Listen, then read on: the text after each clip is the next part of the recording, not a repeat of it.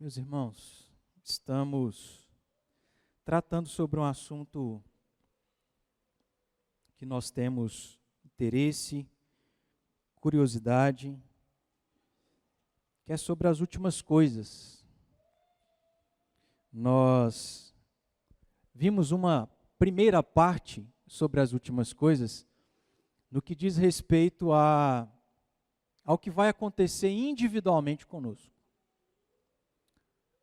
Todos nós sabemos, é provável que a grande maioria de nós vai passar pelo processo da morte, pela experiência da morte. E ainda que isso aconteça como resultado do pecado, como o próprio Deus disse a Adão e Eva lá no Jardim do Éden, antes do pecado ser uma realidade na nossa vida, nós, por causa disso, vamos passar pela experiência, muito provavelmente, de morrermos. Mas em Cristo Jesus, ainda que a morte seja uma realidade, não é algo ruim, de certo modo. Porque em Cristo Jesus, a morte para nós é a certeza de que nós estaremos no lugar, como aprendemos, quando tratamos sobre escatologia de maneira individual, aprendemos sobre isso. O que vai acontecer após a morte, no que diz respeito a nós crentes, vida com Deus, vida eterna, sem qualquer dor, dificuldade, problema, pecado. Isso é o que traz consolo e esperança para o nosso coração.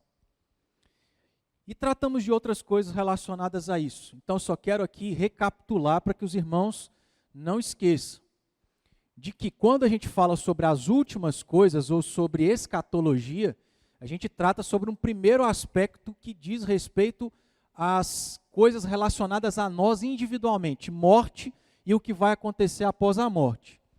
Mas,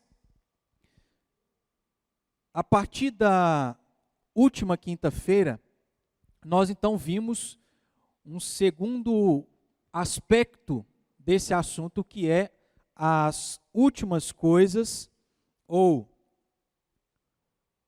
essa segunda parte desse assunto que trata sobre os aspectos mais gerais. O que vai acontecer com todas as coisas, não conosco, mas o que vai acontecer quando houver o último dia para todas as coisas que foram criadas deixarem de existir como são. Tratamos também sobre, ou dentro desse assunto, melhor dizendo, a gente também pensa a respeito do que vai acontecer quando todas as coisas acabarem, deixarem de existir como são. Só que esses dois subtemas são subtemas que nós vamos tratar ainda mais para frente. Eles são assuntos assim, no final desse tema maior. O que a gente não pode desconsiderar, e é o que a gente começou a falar um pouco também na última quinta-feira, é sobre as coisas que vão antecipar esse último dia de todas as coisas que existem. Antes da gente pensar como vai ser a nossa realidade, depois que tudo isso aqui que existe acabar, antes da gente pensar como serão as coisas, ou como será esse último dia, nós temos que pensar em outras coisas que vão acontecer antes de tudo, que é o que a gente tratou na semana passada, chamado de sinais. Nós entendemos também que sinais era algo muito importante para os judeus, fazia parte do contexto judaico. Todas estas coisas foram aquelas que nós tratamos até na última semana. O que a gente vai então caminhar um pouquinho agora é a respeito de quais sinais são esses que vão anteceder esse último dia, que vão anteceder quando tudo o que nós conhecemos e toda essa realidade acabar, deixar de existir como é. É sobre isso que a gente vai tratar, e aí eu peço que você abra sua Bíblia em Mateus, capítulo de número 24.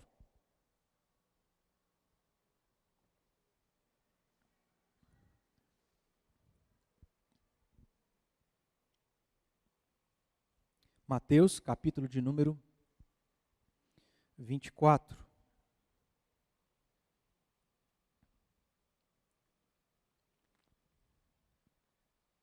De certo modo, nós também temos um pouco de curiosidade a respeito de quais sinais serão esses que vão apontar para esse último dia, onde todas as coisas vão deixar de existir como nós conhecemos. Só que esta não é uma curiosidade só nossa. É uma curiosidade que, inclusive, os próprios discípulos tiveram.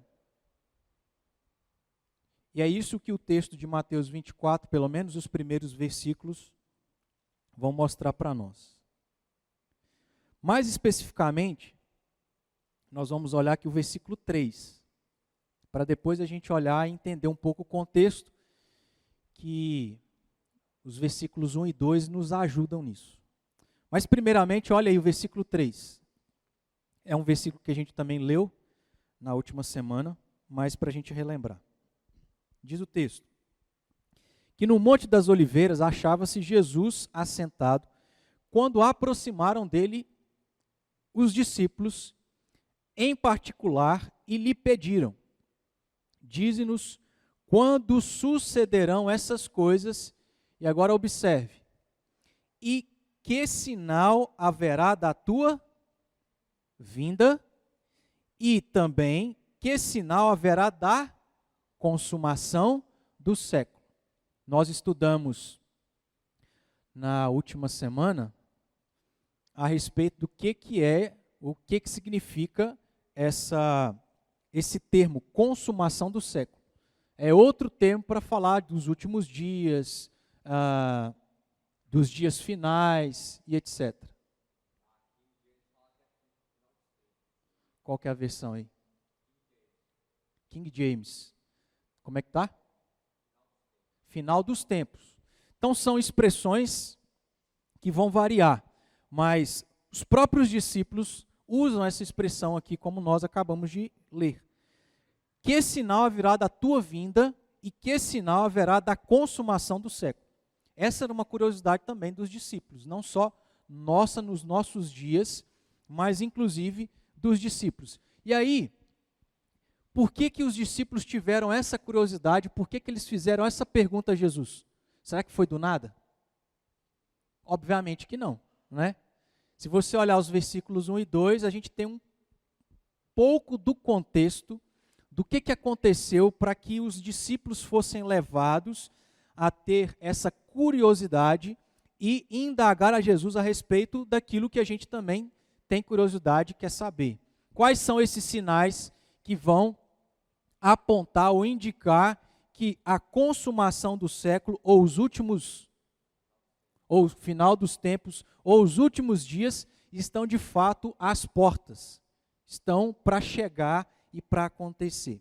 Olha aí, versículo 1, o texto começa dizendo que tendo Jesus saído do templo, ia se retirando, quando se aproximaram dele os seus discípulos para lhes mostrar, ou para lhe mostrar as construções do templo. Se Jesus estava saindo do templo, é porque ele, obviamente, entrou. Então, vá para o capítulo 21 de Mateus, versículo 23, só para a gente aqui observar o momento ou o lugar, a passagem que registra o momento onde Jesus entrou no templo juntamente com seus discípulos. Mateus 21, 23.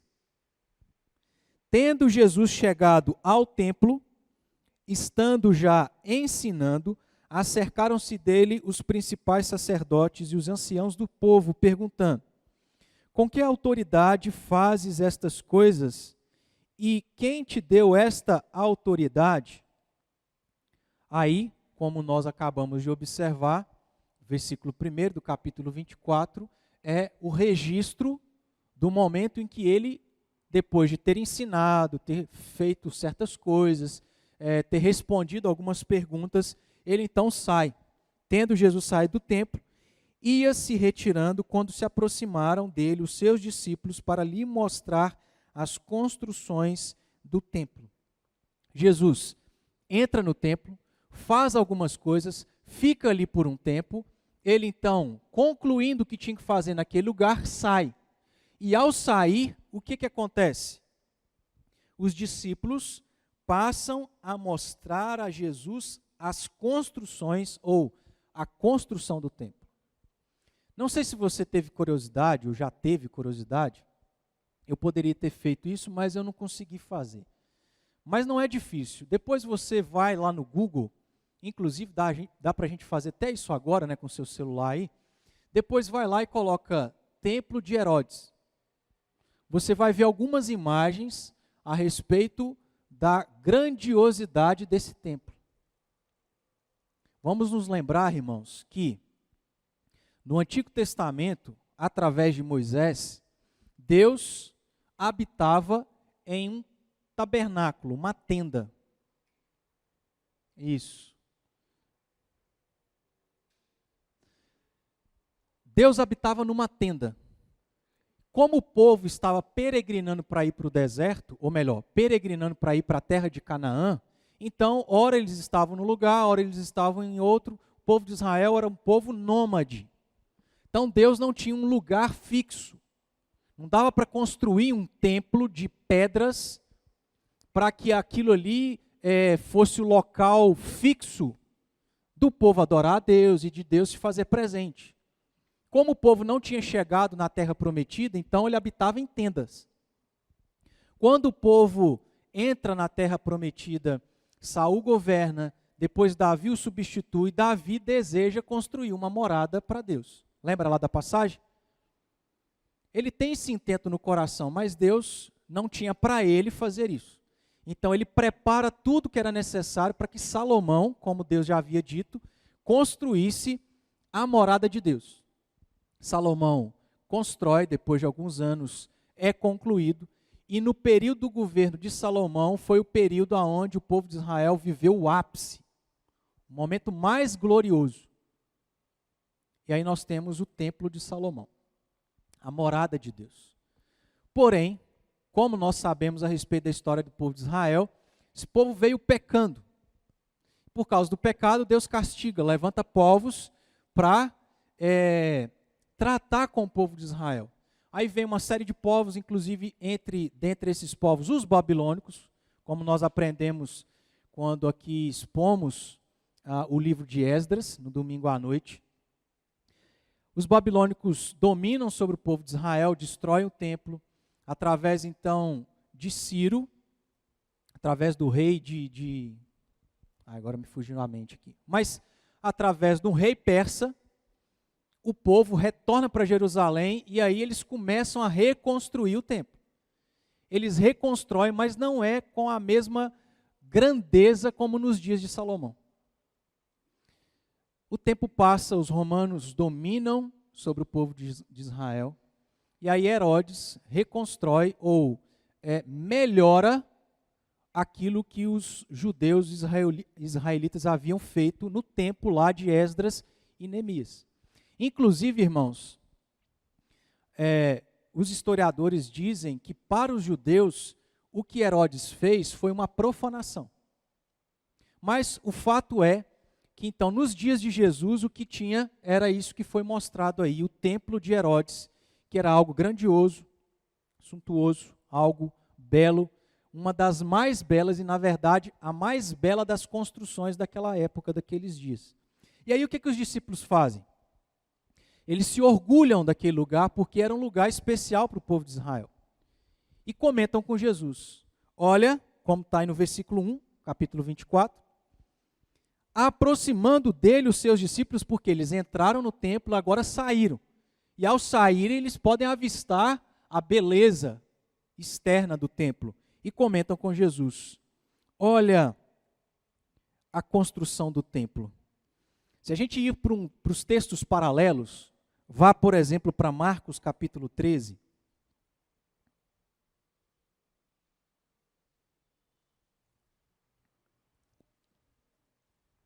Nós temos aqui uma maneira mais detalhada a respeito da maneira como esses discípulos chamaram a atenção de Jesus a respeito do templo.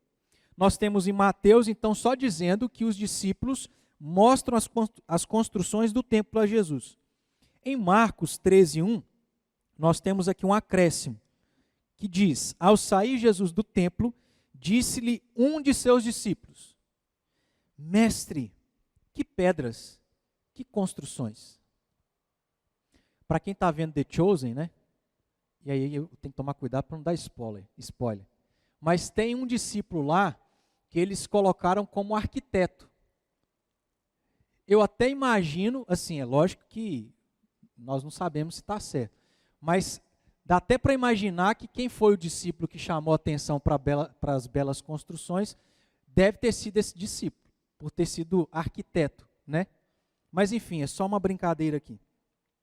Vá para Lucas, e aí a gente vê ainda mais detalhes a respeito dessa maneira como os discípulos tratam a respeito do templo. Lucas 21, versículo 5.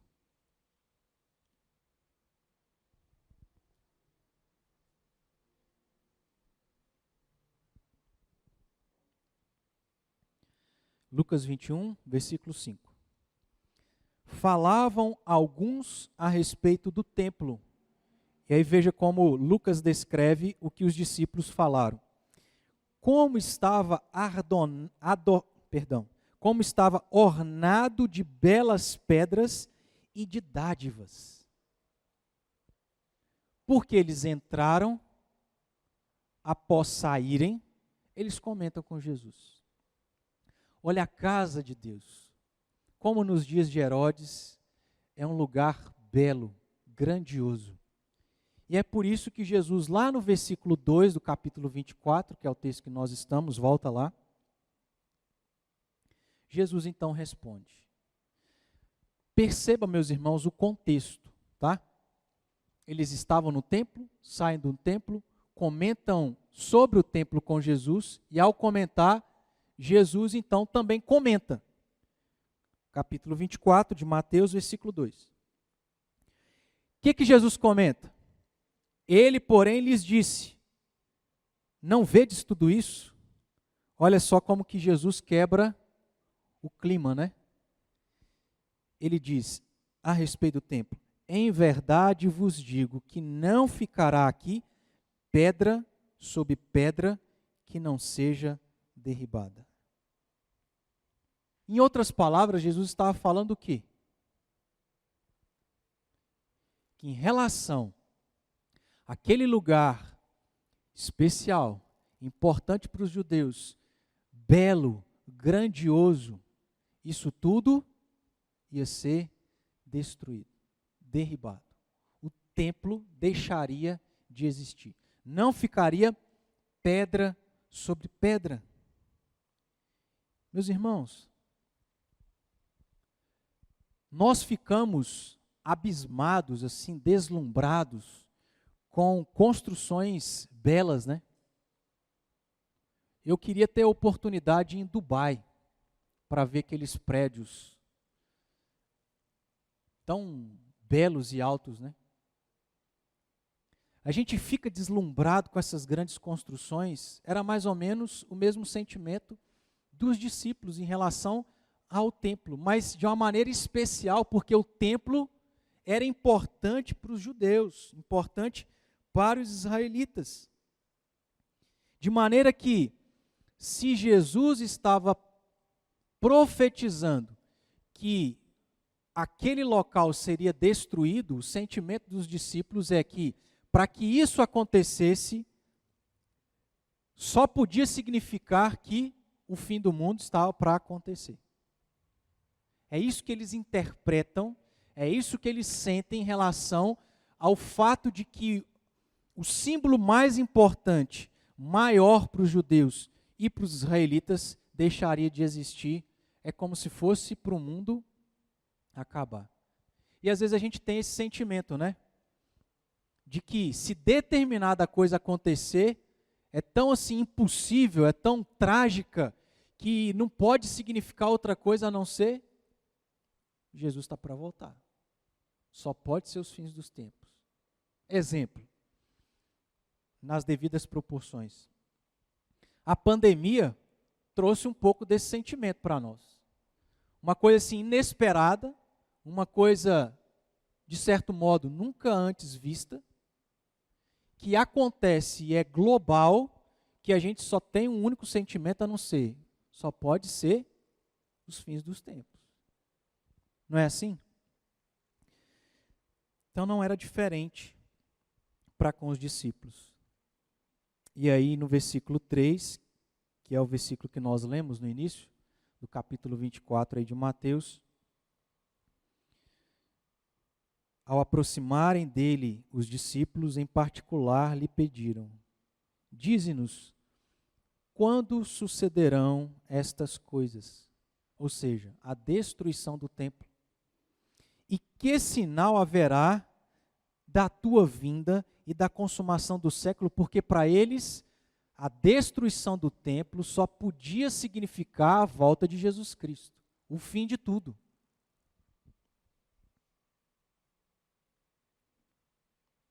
Eu tenho alguns textos aqui para a gente observar a importância do tempo para os judeus, mas para a gente ganhar tempo, eu vou pular, não vou mencionar, porque na verdade a gente não tem muita dificuldade para saber que de fato o templo, como por exemplo o próprio Jesus citou, quando estava dentro dele, é que aquele lugar era a casa de Deus, a casa de oração e por aí vai.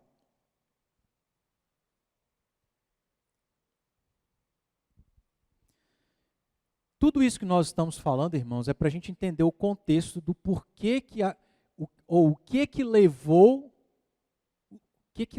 os discípulos a perguntarem a Jesus: que sinal haverá da tua vinda e da consumação dos séculos?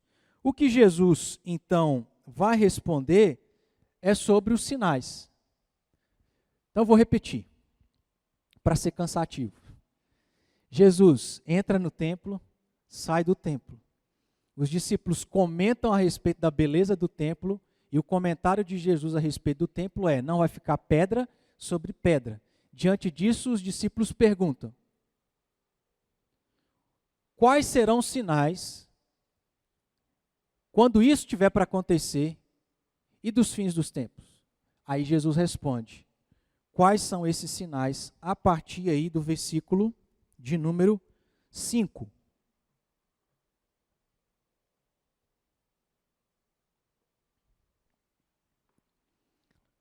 Nós vamos fazer aqui, irmãos, observar os textos paralelos, ou seja, tanto Marcos quanto Lucas menciona esse momento aqui da história. Nós vamos fazer isso porque vamos encontrar algumas diferenças, ou acréscimos, ou coisas que não estão em um determinado evangelho, para a gente entender de uma maneira geral quais são esses sinais. E o nosso exercício aqui é, a princípio, por causa do nosso tempo, a princípio, só tomar ciência de quais são esses sinais. Tá joia? Até aqui o que a gente fez é entender o contexto do que levou os discípulos a perguntarem quais são os sinais, e aí, por causa disso, Jesus responde e apresenta quais são esses sinais. Você então, abra sua Bíblia, já está aberta no capítulo 24 de Mateus, você deixe aberto também Marcos capítulo 13, e depois Lucas capítulo 21, que aí nós vamos fazer um exercício aí de consultar esses 3 evangelhos: Marcos capítulo 13 e Lucas capítulo 21.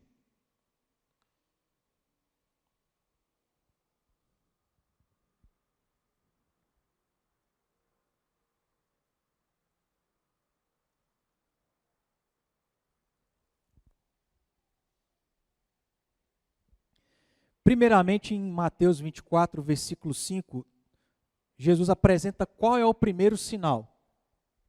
E o primeiro sinal é que ele diz que virão muitos em meu nome, dizendo: eu sou o Cristo, e enganarão a muitos.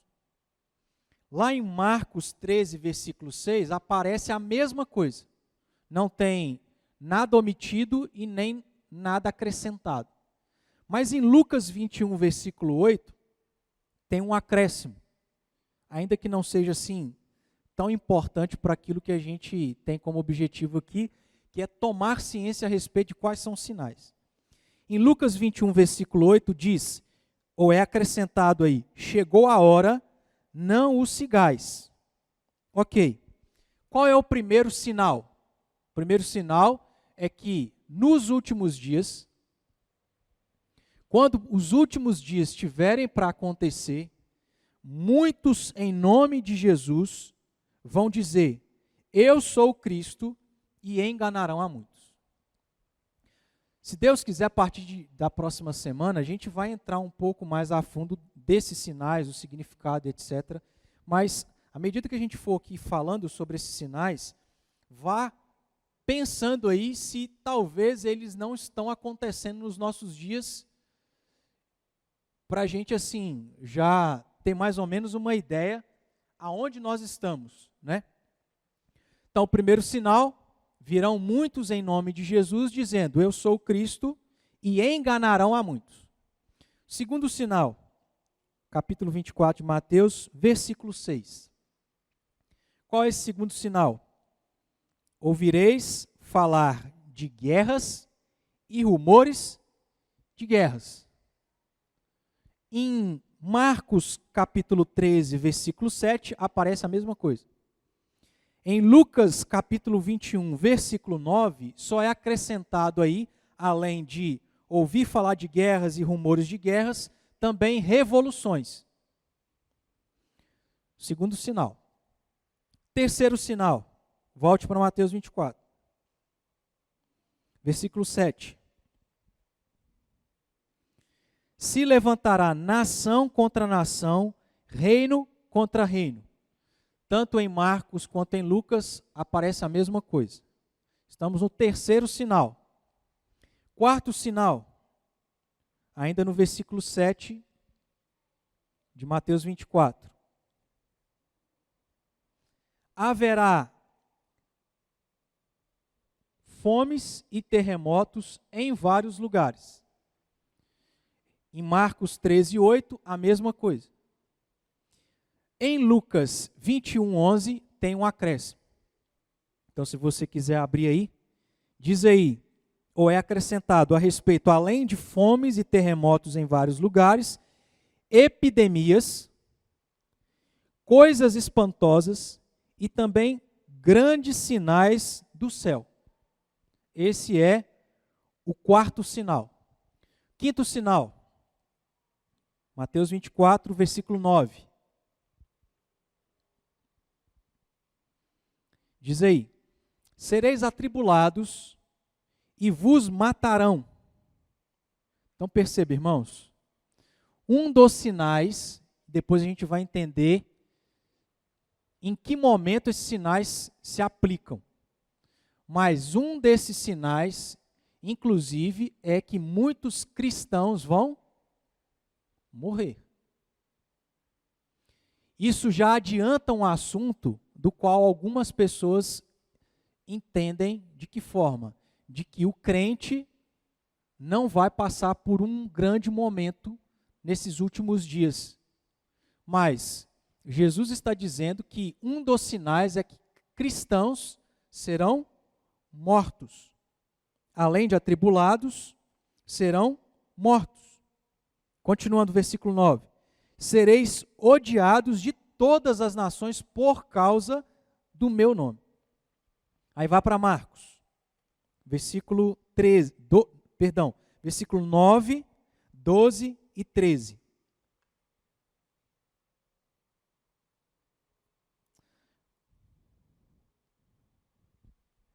Eu acho que volta lá para Mateus 24, versículo 10 também para a gente ler. Diz aí também, que eu esqueci de mencionar. Muitos hão de se escandalizar, trair e odiar uns aos outros. Tudo isso está englobado aí, a gente pode dizer, no quinto sinal. Marcos 13, versículo 9, também diz: vos entregarão aos tribunais e às sinagogas, sereis açoitados e vos farão comparecer à presença de governadores e reis por minha causa. Versículo 12. Um irmão entregará à morte outro irmão, e o pai ao filho. Filhos haverá que se levantarão contra os progenitores e os matarão. Versículo 13. Sereis odiados de todos por causa do meu nome. Nesse quinto sinal, o que Lucas também fala? Versículo 12. Lançarão mão de vós e vos perseguirão, entregando-vos às sinagogas e aos cárceres, levando-vos à presença de reis e governadores por causa de meu nome. Versículo 16. Sereis entregues até por vossos pais. Olha, perceba que Lucas é mais detalhado. O que Mateus falou, Marcos deixa um pouco mais claro, e Lucas ainda mais claro. Versículo 16.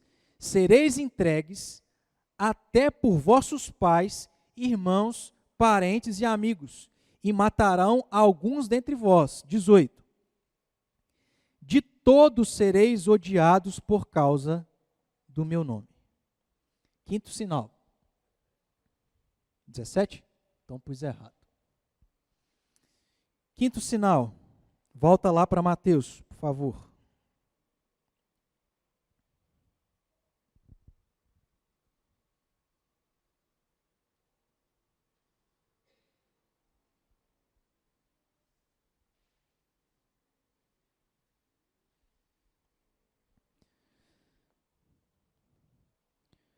Versículo 11. E aqui tem um pouco de relação com o primeiro sinal. Mas veja, Jesus detalha um outro sinal, ainda que relacionado ao primeiro, ao dizer: levantar-se-ão muitos falsos profetas e enganarão a muitos. Irmãos, lembre-se daquilo que a gente falou na última semana, quando a gente abriu aqui um parênteses para tratar um pouco sobre a advertência que Jesus faz no versículo de número 4 do capítulo 24 de Mateus. Vede que ninguém vos engane. O sexto sinal, Jesus diz: levantar-se-ão muitos falsos profetas e enganarão a muitos. Vá pensando nos nossos dias. Como tem sido as coisas? Aí, tanto em Marcos quanto em Lucas, nós não temos nada mencionado a respeito desse sexto sinal. Versículo 12 de Mateus 24 aí. Sétimo sinal. Multiplicar a iniquidade, o amor se esfriará de quase todos. Nem Marcos, nem Lucas é mencionado isso também. Então, sétimo sinal, multiplicação da iniquidade e o esfriamento do amor de quase todos. Oitavo sinal, versículo 14 de Mateus. Será pregado o evangelho do reino por todo o mundo, para testemunho a todas as nações. Em Marcos, no versículo 10, fala algo semelhante. É necessário que primeiro o evangelho seja pregado a todas as nações. E Lucas não menciona. Nono sinal. A gente está acabando. Versículo 15. Mateus 24. O abominável da desolação. É mencionado sobre o surgimento de alguém que, na maneira de Jesus mencionar sobre ele, é chamado de o abominável da desolação. No versículo 14 de Marcos, aparece a mesma expressão e Lucas não menciona isso. Em Lucas, nós temos o 10º sinal, versículos 20 e 22. Depois, irmãos, eu passo essa tabelinha aqui, lá no grupo, só para os irmãos assim terem uma visualização melhor do que a gente ficar só mencionando, tá? Isso aqui eu fiz por minha própria pesquisa, tá? Não consegui achar isso em comentário, em outra coisa não. Talvez até tenha, mas eu não consegui achar, não tive prazo para também ver se eu encontrava. Então, o que eu estou dizendo é com base na minha pesquisa, não necessariamente há essas divisões todas aqui, não quer dizer que está certinho, tá bom? Mas é uma linha aí para a gente caminhar. Lucas, então, versículos 20 e 22.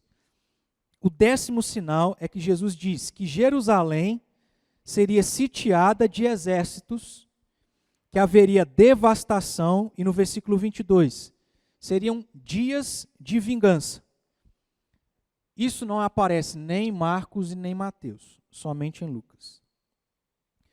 11º sinal, versículo 21 de Mateus.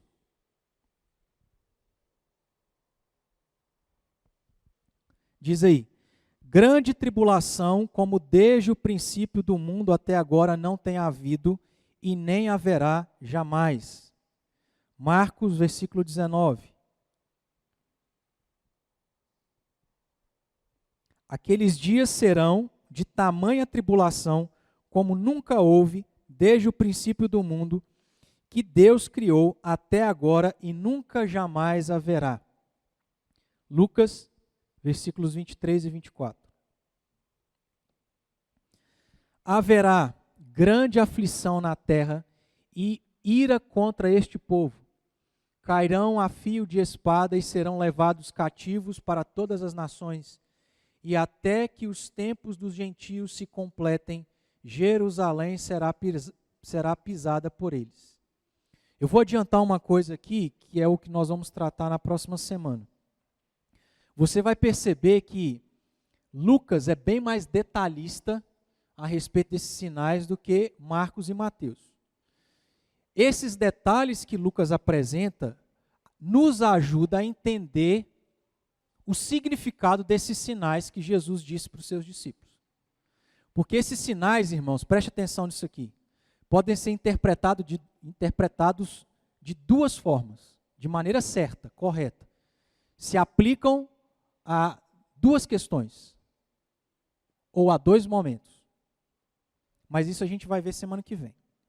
Só estou chamando a atenção dos irmãos, porque se você tiver tempo para poder estudar ou fazer essa comparação depois que eu colocar a tabelinha lá no grupo, isso já vai te ajudar a entender o que a gente vai estudar na próxima quinta. Então, 12º sinal. Versículo 24 de Mateus.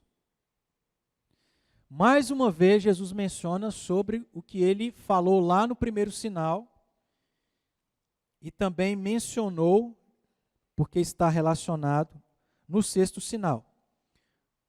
O 12º ele diz: surgirão falsos cristos e falsos profetas, operando grandes sinais e prodígios para, olha aí, para enganar, se possível, os próprios eleitos.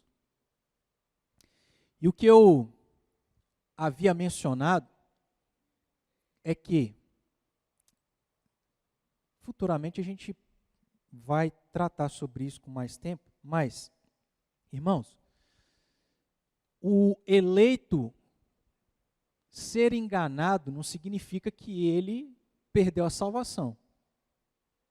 Engano, num certo sentido, não tem relação com salvação. Se você crê em Cristo, O próprio Jesus garante essa obra.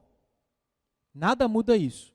Mas, por que Jesus está apresentando esses sinais aqui? Para que o povo de Deus esteja em alerta e preparado. Seja para sofrer menos, seja para ser enganado menos, seja para não ser enganado. Então, se o crente vive a sua vida achando que isso aqui não se aplica à sua vida, nos dias de hoje, por exemplo, há falsos cristos, há falsos profetas no nosso meio ou não? Há. E aí eu te pergunto, existem crentes eleitos que amam, creem em Jesus Cristo, sendo enganados por essas pessoas ou não? Eu não estou falando de crer naquela pessoa como Cristo, mas de ser enganado por pessoas que dizem ser servos de Deus, pregadores e pastores, mas que não pregam o Evangelho. Nos dias de hoje, crentes estão sendo justamente aquilo que Jesus fala. Alerta.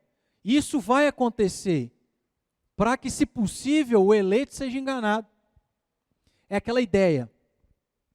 O diabo sabe que o fato de Cristo Jesus ter morrido por nós e nos salvado, ele não tem poder sobre a nossa vida, amém?